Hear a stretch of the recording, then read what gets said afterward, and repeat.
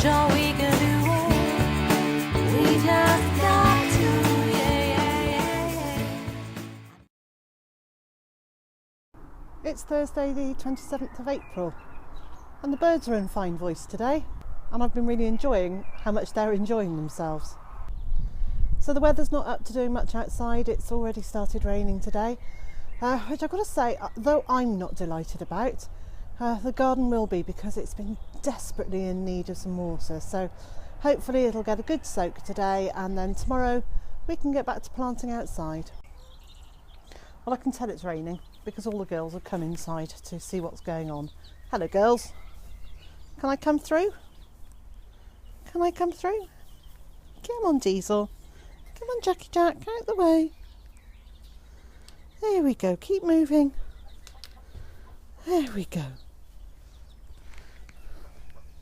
I can hear the pocking of the Broody hen, who is actually just on the other side of that wall.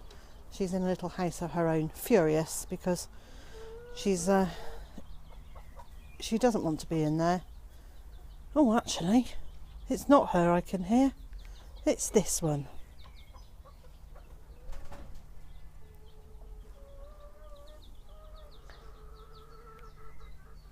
Or is it this one? The answer is we've got an awful lot of broody hens at the moment, and I'm not quite sure what to do about them. I can also hear some growling. So who's growling? Because usually I would think growling is Elvis.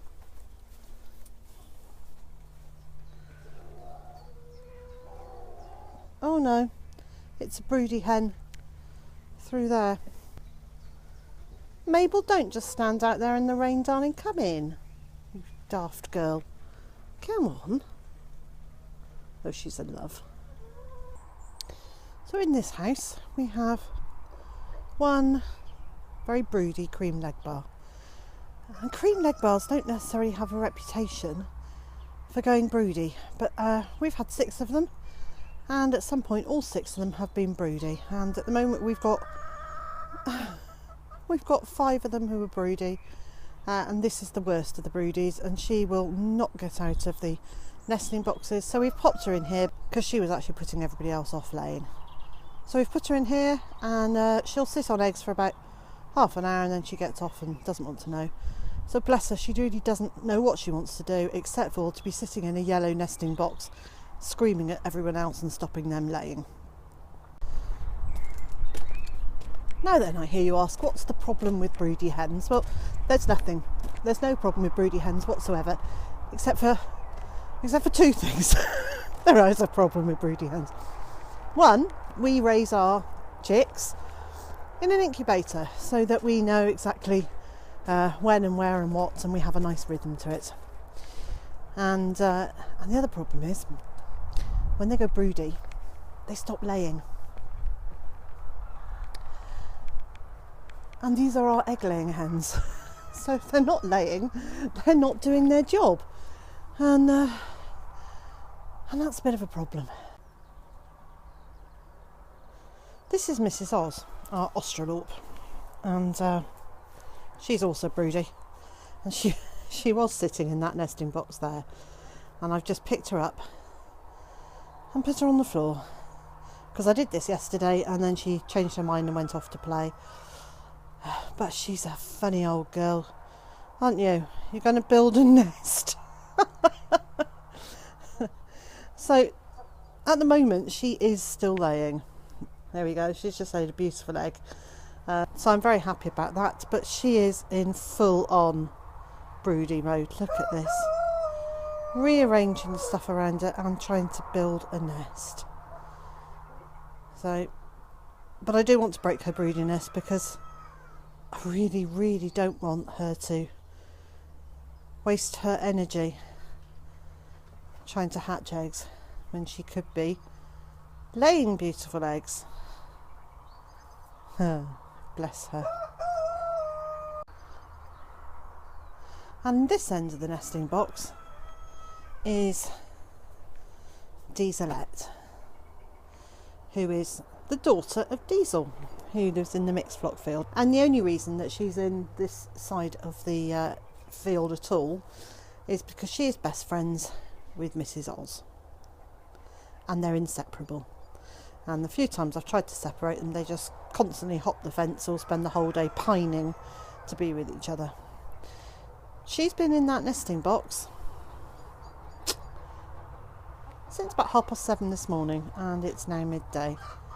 I just have this horrible feeling that possibly she's having a broody moment as well. If we had a different setup, I'd just say, okay, we'll let them be brooding, I'll give them some eggs. But this is not a safe environment for them to be overnight for, for a month. There's an opening here, and this isn't a fox-proof space for them. And at least at night, when they're tucked up safely into their house, I feel quite secure that that's as safe as it can be for them. But out in the open here, not so much. Now, in the nesting box,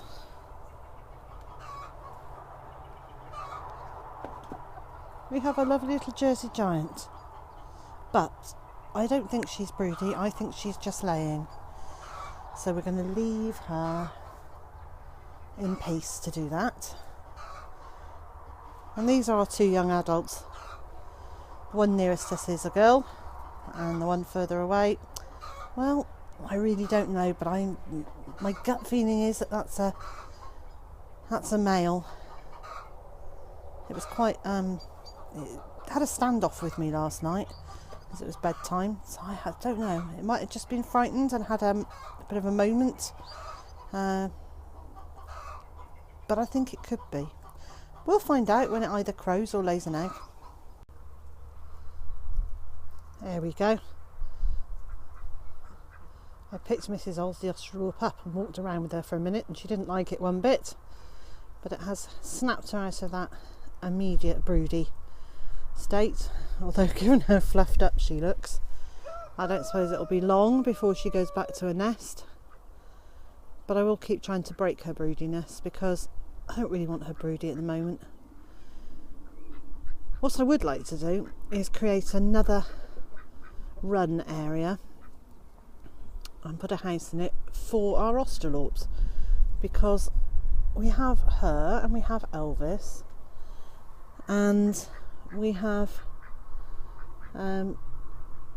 about another 8 of various different ages that are still very small. Some of the 9 weeks old in the field up there, and some of the 5-week-olds in the houses there and there are Australorps, so they can all go in together. The noise you can hear is the ducks, who aren't appreciating me pointing a camera in their direction again.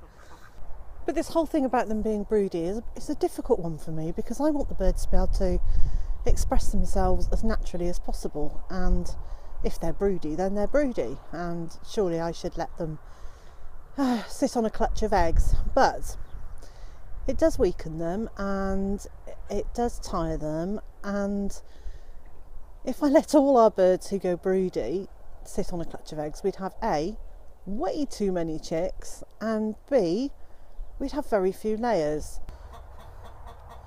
Well, Dieselette's just surprised me.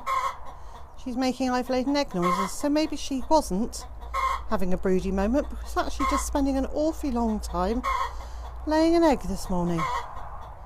Funny girl. Let's go and have a look. Oh, did you lay an egg, darling? It's a clever girl. Would you like to show us your egg? Hey? Should we have a look? Dieselette's eggs aren't huge because her father was a bantam, but they are a fabulous colour. Look at that. It really is a beautiful colour, and then it's always very slightly speckly. I love them.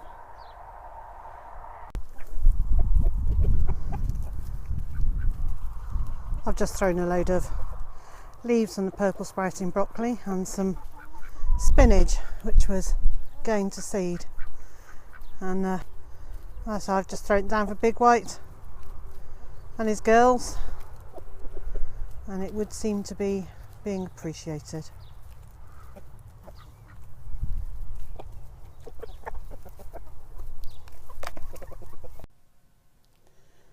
Now, because the weather's not brilliant today, I've set up here on the kitchen table, and I'm using it as a potting shed today. So I've been filling little seed trays with compost and sowing seeds and cracking on with stuff that needs to be done in the garden without actually being in the garden. As always, if you've enjoyed this video, please hit the little thumbs up button, leave a comment below, share it on social media, and if you haven't done so yet, please subscribe to be sure not to miss any of my future videos.